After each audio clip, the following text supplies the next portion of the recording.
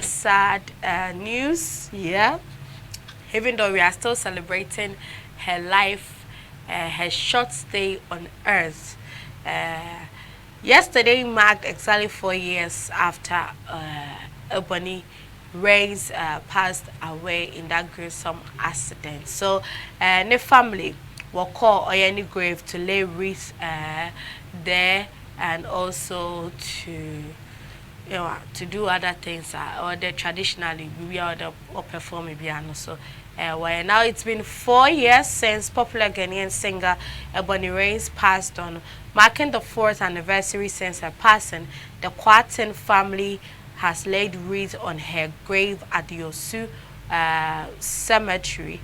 Now, the Ghanaian singer died in a fatal accident that claimed the life of her friend Frankie Kuri and a military officer Achu Vondi, who were all in a jeep with her while she was returning from Sinyane to Accra. The police said the accident occurred near Abeswa in the Brongahafo region after their car collided with an oncoming VIP bus when their driver tried to avoid a heap of sand in their lane. Ebony died at the age of 21, 8 days away from her 22nd birthday, which fell on 16th February.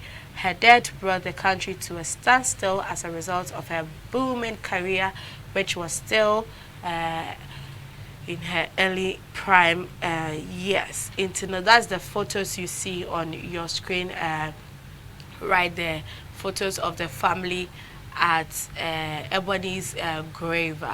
Also Kodi, oh yeah, 4 years. 4 years. Wow.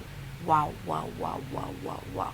Embrco, but it's all good. Ebony Reigns, keep on resting, Queen. Keep on resting. We miss you, but then we know you are in a much safer and saner place. Kana hade puno waka kakawa sam dama, but then it's all good. It's all good, right? Yeah.